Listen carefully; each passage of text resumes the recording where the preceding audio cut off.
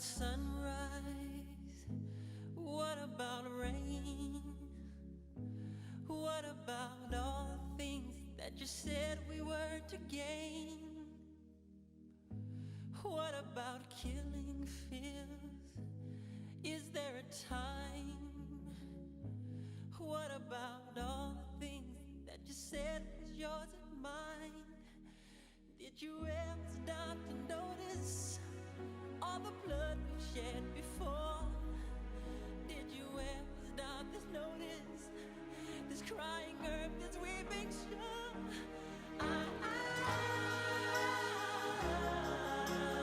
Ja fa un temps que la contaminació, el medi ambient i el desenvolupament sostenible estan de moda. Estos s'estan convertint a poc en els principals temes de preocupació i debat als espais de comunicació i a la política. Però, vosaltres què en penseu d'això? Esteu prou informats? Creieu que feu tot el possible per no contaminar? No se n'aneu i veureu com és actualment la contaminació al País Valencià i què podem fer nosaltres per canviar-ho.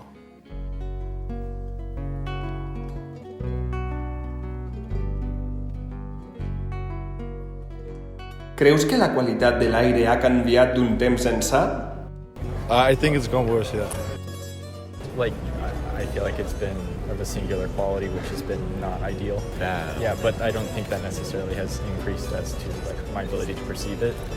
Sents que la teua salut ha estat afectada per la qualitat de l'aire? Home, actualment, que jo siga conscient, no, però que va ser un problema del futur i que ho està sent, segur. Penses que millorar la qualitat de l'aire hauria de ser una de les prioritats de la ciutat? Sí, per supost, pense que sí, però ja que prendré moltes mesures a nivell global i de cada persona. O sigui, crec que és algo molt difícil, però que sí que pot arribar a aconseguir-se en un temps. Però sí que és una prioritat. Hombre, sí, siempre es positivo, ¿no? El que se mejore. ¿De qué forma? No lo sé, pero sí. Quines penses que són les causes principals de la contaminació de l'aire a la ciutat de València? Pues jo penso que així en la ciutat els cotxes. Com a individu, prens mesures per no empitjorar la qualitat de l'aire? Quines? I don't drive. Okay. Yeah, I don't drive. I go by bike every day, so that's one thing. I try to, when I go other places, I try to go by buses or train or public traffic methods. Transportation, yeah. Furthermore, I try to eat less meat, so not every day, but I'm not a vegetarian. Creus que els individus tenim responsabilitats mediambientals? Hombre, sí però limitades. Creus que les mesures que l'Ajuntament de València ha pres al llarg dels últims anys són efectives? Per què? No soc conscient ara de quines ha pres respecte al medi ambient. Si estem parlant del tema carril bici, jo sí que estic a favor de com ha estat treballant l'Ajuntament fins ara. Anem a veure que podria millorar-se, sempre se pot millorar, però sempre n'hi ha que apostar per poc a poc. Les coses no s'aconsegueixen en un any, ni en dos, ni en tres. N'hi ha que no només és apostar per l'Ajuntament, sinó també per canviar la consciència de la gent respecte a tot aquest tema. Ahí estamos 50-50. Con el tema de carril bici me parece bien, pero bien formado. Si tu fores l'alcalde o l'alcaldessa de València, prendries mesures mediambientals? Quines? Hombre, yo no soy de aquí y bueno, veo que el centro hay poquísimo coche, cosa que yo en mi ciudad es lo que haría, le restringiría todo el coche. Y sí, anteponer el bien común antes de tu libertad para ir en coche donde tú quieras. Eso en el caso de las ciudades. Utilitzes el cotxe per anar al centre de la ciutat? No. Andando en bici. No de bicicleta. Creus que les ciutats s'han d'incentivar l'ús del transport públic i mètodes nets de transport? Per què? Sí. La calidad del aire al final vives en la ciudad y estás respirando todo el rato humos de coche. Que quiera que no, en un mes, 2 no lo vas a notar, pero en 15, 20 años vas a notar que seguramente respires peor que gente que vive fuera.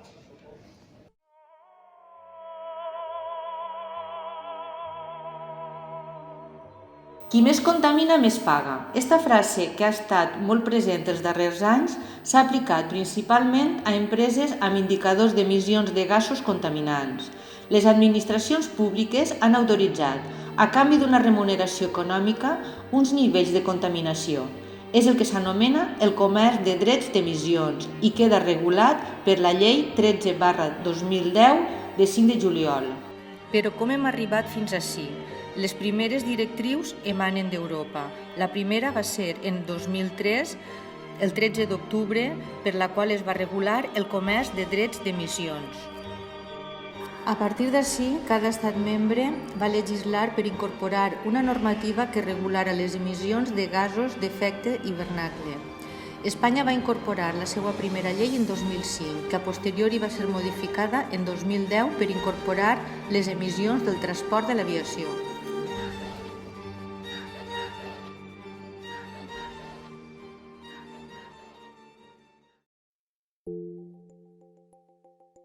El clima de la Tierra está cambiando y todos jugamos un papel. Con los productos que compramos, con la electricidad que usamos y con la energía que consumen nuestras empresas. Fabricación de productos, agricultura, transporte, residuos, generación de electricidad y otros sectores emiten dióxido de carbono y otros gases a la atmósfera, donde retienen el calor del sol. Pero más CO2 retiene más calor, lo que lleva al calentamiento global. El resultado, cambios en el clima y propagación de los efectos en el tiempo, la producción de alimentos, las reservas de agua, la salud, etc. Pero podemos avanzar de forma inteligente. Por ejemplo, con el comercio de derechos de emisión, la piedra angular de la estrategia de la Unión Europea para hacer frente al cambio climático.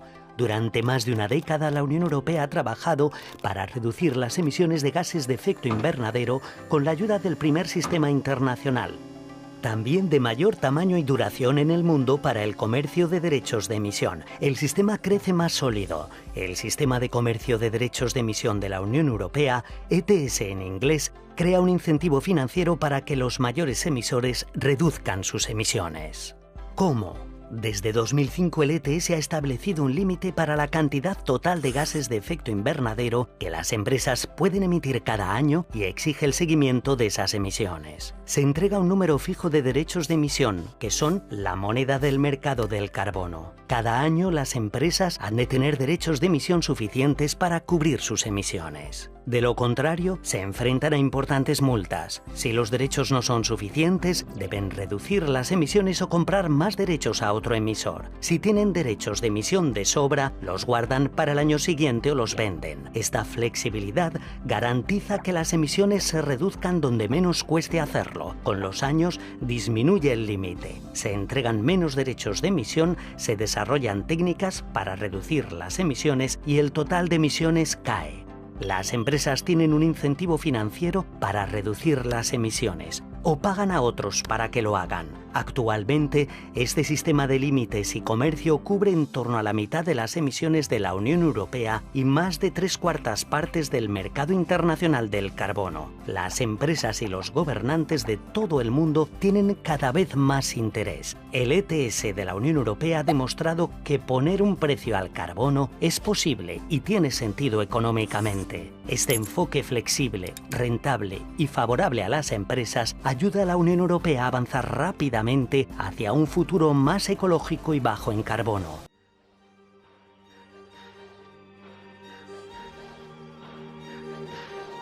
Aquesta comercialització dels drets d'emissió de CO2 té com a objectiu, com hem vist al vídeo anterior, la reducció de quantitat d'emissions de gasos d'efecte hivernacle que fem. Ara bé, es compleix això a la Comunitat Valenciana? Si observem la taula, veiem que no. El sostre d'emissions permeses al 2018 estava en 6,5 milions de tones i, en realitat, s'han emès quasi 9 milions de tones, un poc menys de 2,5 milions de tones per damunt del sostre. Això no ens indica que en conjunt, entre totes les empreses que hi participen en el comerç d'emissions, no s'hagi reduït la quantitat de CO2, però al País Valencià anem molt endarrerits. Haurem d'invertir en transformar el nostre model productiu per tal de reduir el sostre d'emissions en els pròxims anys. I com sabem quin pes té el transport en l'economia globalitzada? Mireu la següent gràfica de 2018 de l'economia valenciana sobre els inputs al PIB. Sempre parlem de transport de mercaderies. El model econòmic actual centra la seva estratègia comercial en el transport de mercaderies, sense arancels ni cap impost restrictiu. El lliure comerç ha fomentat un trànsit sense fronteres dins i fora de la Unió Europea. El mateix patró segueixen les dades comparades amb el territori espanyol. El transport es converteix en el sector amb major pes en les emissions de gasos d'efecte hivernacle de 2018. Li segueixen la indústria, la generació d'electricitat, l'agricultura en el seu conjunt, el consum de combustibles en els sectors residencial, comercial i institucional i, per últim, els residus.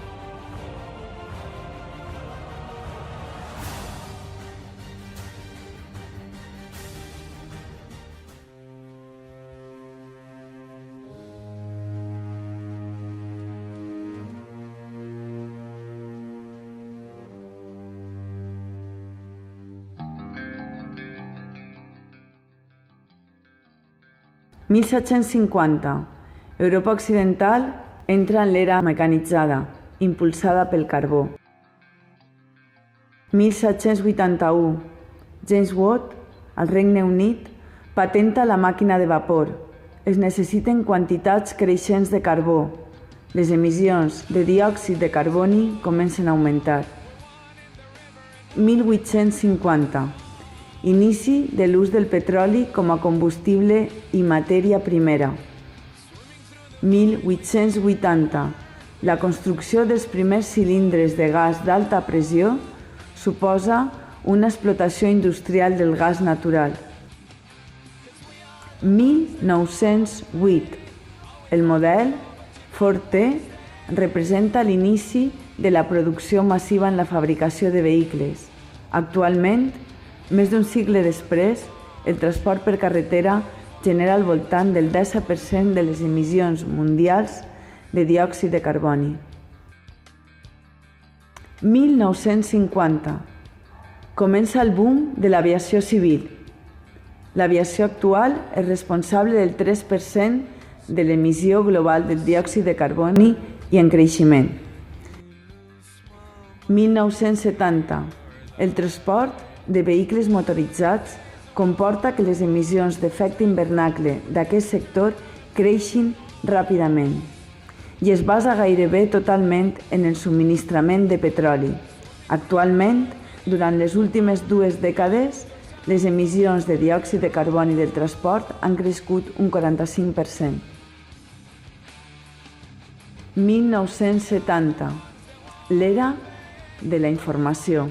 Juntament amb l'ús creixent de l'energia per a les tecnologies a la feina i a la llar, són els responsables d'un ràpid augment de les emissions de diòxid de carboni. Convenció Marc de les Nacions Unides sobre el canvi climàtic, creació del Protocol de Kyoto. Tractat internacional per a la reducció de l'emissió de gasos amb efecte hivernacle. No és fins al 2005 on es posa en funcionament aquest tractat. En aquest tractat, tant la Unió Europea, Estats Units, Japó com la Federació Russa es comprometen a reduir o limitar les emissions. És a partir del 2005 quan s'incorporen mecanismes de flexibilitat que donen peu a que empreses, fonamentalment elèctriques i indústria pesada, compren drets d'emissió i o traslladen les seues empreses a països no desenvolupats.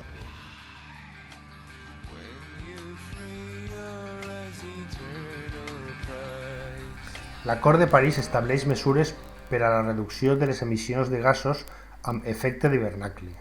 L'article 2 de l'acord fixa els objectius a assolir. En primer lloc,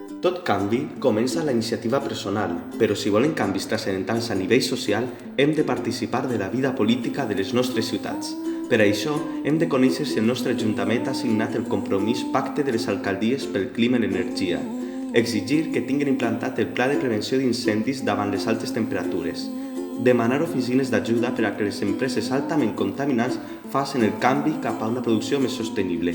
També exigir que s'invertisca en energies renovables per a l'enllumenament públic, o bé implantar plans de mobilitat sostenible, com el cas de València, que als últims anys ha fomentat l'ús del transport públic i de la bicicleta, i per això s'ha ampliat i millorat el carril bici. A més, des del consistori es llancen els pressupostos participatius, pels quals els veïns de la ciutat poden escollir o fer les seues propostes. És un bon mitjà per a poder fer, almenys de la nostra ciutat, un lloc amb millor qualitat de l'aire.